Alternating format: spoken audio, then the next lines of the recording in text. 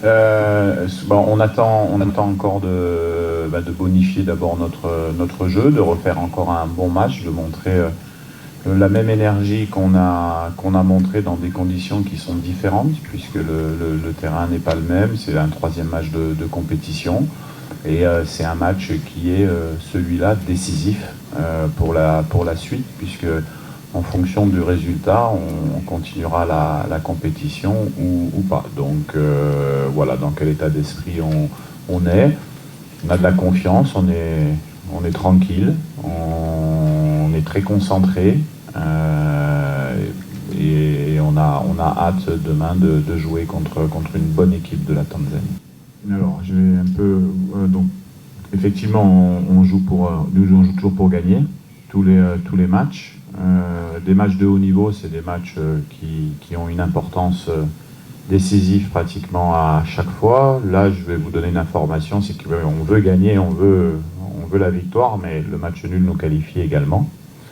Ça, c'est à prendre en compte aussi dans le rapport tactique du match. Bien sûr que je pense qu'avec les choses qu'on a montrées sur les deux matchs dans le jeu, on aimerait que les joueurs soient récompensés par une victoire. Non, c'est pas vraiment un casse-tête. On sait ce qu'on doit faire. On doit faire un bon match et gagner le match. C'est ça notre objectif. On pense qu'à ça.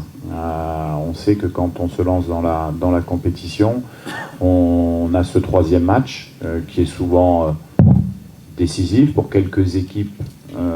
Là, certaines sont qualifiées avant, mais nous, non, on sait ce qu'on a à faire. Donc on calcule pas. On l'a pris match après match. On arrive à ce troisième match où on sait ce qu'on doit faire pour un, se qualifier, et deux, remontrer encore une bonne image du football congolais. Non, pas en rapport avec le match. Donc c'est mieux de parler du match. Ces questions-là, on peut les aborder dans un autre aspect. Je peux revenir simplement sur la fin du match sur le Maroc en disant qu'on connaît Chancel, je connais l'entraîneur du Maroc, qui sont des personnes franchement très respectueuses et super, et qui promouvoient déjà le football africain, chacun dans leur pays. Il y a eu une tension à un moment donné, c'est retombé. C'est dommage qu'on ne parle pas après de la tension qui est retombée, parce que dans les vestiaires, il y avait des joueurs marocains avec des joueurs congolais, on a partagé. Ça fait partie un petit peu des points chauds, donc maintenant il faut évacuer ça.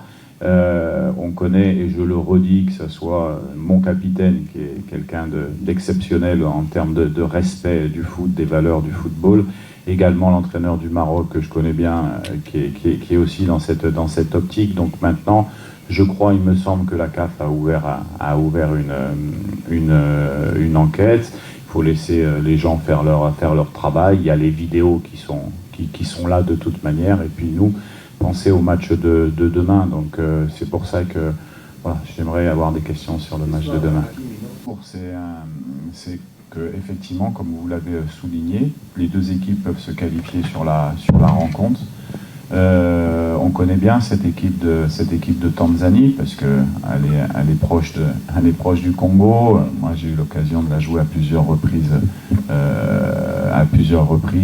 aussi quand j'étais sélectionneur de l'Ouganda.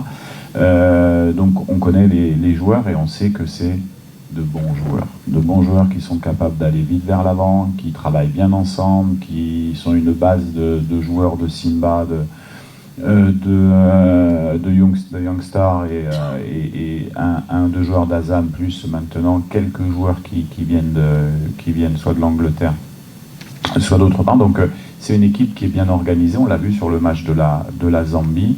Et dans notre organisation de jeu, on sait que ça va pas être simple, parce qu'on va devoir trouver des solutions pour pouvoir battre cette équipe.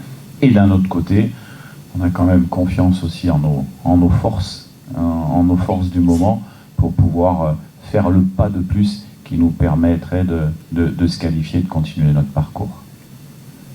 Et Baka, on avait marqué 2-0 contre la Mauritanie en les dernières qualifications. Mais c'est vrai que par rapport au nombre d'occasions, on doit être plus performants, ça c'est une certitude. Après, le football, c'est difficile de mettre un but. Nous, on évalue souvent l'activité offensive de nos équipes au nombre d'occasions qu'on se crée. Après, on a eu quelques situations, c'est vrai, sur lesquelles on aurait dû conclure, ça c'est sûr. On n'a pas eu la même physionomie de match. La Zambie, on a eu des phases de pénétration, on va dire plutôt en attaque placée, avec notre jeu, un jeu collectif de maîtrise de balle, ce qui a été pas forcément le cas sur le Maroc, puisqu'on s'est créé beaucoup plus d'occasions vraiment franches, mais c'est vrai que par rapport au nombre d'occasions, on doit être plus performant, ça c'est une certitude. Après, le football, c'est difficile de mettre un but. Nous, on évalue souvent l'activité offensive de nos équipes au nombre d'occasions qu'on se crée. Après, on a eu quelques situations, c'est vrai, sur lesquelles on aurait dû conclure, ça c'est sûr. On n'a pas eu la même physionomie de match. La Zambie, on a eu des phases de pénétration, on va dire plutôt en attaque placée, avec notre jeu, un jeu collectif de maîtrise de balle, ce qui a été pas forcément le cas sur le Maroc, puisqu'on s'est créé beaucoup plus d'occasions vraiment franches, mais sur des situations de contre, d'attaque rapide. Donc ça veut dire qu'on a ces deux profils d'équipe. On a le profil de pouvoir jouer contre des équipes qui sont un peu en bloc bas pour se créer des occasions, en étant, et là je vous rejoins, plus efficace. Et on a aussi un profil d'équipe qui est capable de faire mal quand l'équipe adverse commence à sortir de son camp. Ça va être un élément important demain, parce que je pense que la Tanzanie va devoir à un moment donné sortir de son camp, puisque il va falloir qu'elle gagne 3 points pour se qualifier. Voilà. Donc on a ces deux réponses qui sont souvent issues des finisseurs, des joueurs qui rentrent en cours. Donc on a une stratégie globale. On évalue souvent ceux qui démarrent, ceux qui démarrent pas. Bon, nous, on n'est pas dans cette réflexion-là au niveau d'un coaching. On est sur une réflexion beaucoup plus globale de la rencontre, parce qu'on a plus d'informations, que ce soit sur l'adversaire, et on connaît mieux nos garçons. Donc voilà, c'est l'image un peu de ce que je veux dire aujourd'hui. On avait mis une équipe en place contre le Maroc, avec une équipe qui a recommencé, et puis avec des finisseurs qui sont rentrés. Voilà. Mais je pense que si le travail des titulaires n'est pas fait sur la première mi-temps, il y a moins d'impact pour ceux qui rentrent. Donc c'est global, c'est tout. Mais pour répondre à votre question, on doit avoir cette ambition de réduire effectivement, d'augmenter notre efficacité, de réduire ce nombre d'occasions inefficaces. Alors, effectivement, on attaque tous les matchs en espérant pouvoir marquer les premiers. Mais c'est souvent dans les statistiques l'équipe qui marque les premiers qui gagne le match. C'est souvent le cas, ça c'est statistique, c'est des datas, mais pas chez nous. Pas chez nous parce que ça soit sur la Zambie, je pense que c'est un but qu'on prend contre le cours du jeu, totalement contre le cours du jeu, en faisant une erreur certaine. Et d'ailleurs, je l'ai dit, mais on ne va pas redire. Si on prend pas on n'a pas concédé d'occasion, donc si on ne fait pas d'erreur, on ne concède pas de but. Et puis sur le Maroc, c'est un coup de pied arrêté qui est bien mal géré également. Donc c'est une erreur, même s'il ne faut pas enlever la qualité des deux buts des équipes adverses. C'est aussi une erreur de notre part sur coup de pied arrêté, de positionnement, alors qu'ils sont travaillés assez régulièrement. Donc ça veut dire qu'on est perfectible. C'est ça qui est bien. Ça veut dire qu'on peut proposer des choses qui sont intéressantes, mais qu'on a encore une marge de progression. On le sent dans notre jeu. Donc on va mettre quelque chose en place, bien sûr, pour essayer de gagner le match et mettre un but en premier. Mais il ne faut pas oublier qu'en face, il va y avoir une bonne équipe de la Tanzanie qui est bien organisée, qui est revenue sur une organisation de 4-2-3-1 sur le dernier match, avec des joueurs qui savent utiliser le ballon, qui courent, où ils ont de la percussion devant. Par exemple, le petit Msouva, sur les 7 derniers buts, il en a marqué 5, souvent en attaque rapide. Voilà, donc ils ont des qualités, et donc il va falloir nous faire. Deus Kaseke, Hussein Sabo Ndoka Luzolo Msita,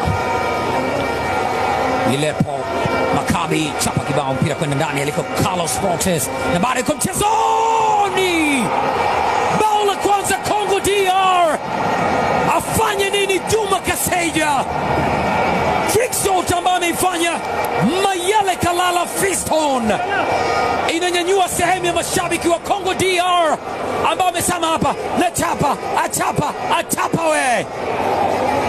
Si habari nzuri sana kwa nahodha Aggrey Morris ambaye anaagwa leo. Si habari nzuri sana kwa Tanzania, lakini habari njema kwa Florai Benge na jeshi lake kwamba Congo DR wakiwa Tanzania, wakiwa Benjamin Mkapa, super shot. Nimekueleza namna ambavyo uwanja umeloa na unaanza kuona madhara ambayo amekutana nayo Juma Kaseja. Ande kona biso na mama wote kwa na mama ko sana bomoko toza na mama bomoko ezali kama mboka bino ka bande kona biso bolba ki kozaba meilleur supporter ya mboka bino boko matcha bino boko kitsa bakamba za to ko sana te na ho ya sala azan mwana biso faut to continuer au kumisa to pesa isu makasi wala ko asala plus dans la minute toza tolingi te likambo ya totala na bareseau sociaux biso moko tozofinda ndeko ya biso moko nde nalobi komi likambo ya moko nde yamutu emema biso liboso bakambo on est derrière toi biso eza kaka balégende ate les anciens joueurs donc tobi baancien joueur nyonso ya mboka basportif nyonso toza nsima nao e bandeko na biso wana oyo basupporter na biso tozala nsima ya baleki na biso totika makambo wana ya kofinga eza likambo ya moma oyo ya kozala komoko bakambo wana derrière toi tolingako mingi continue kosala mosala elo biso oza na terrain toyebi ke kopesa oyo nyonso oza na moko na mboka bakabol toujours.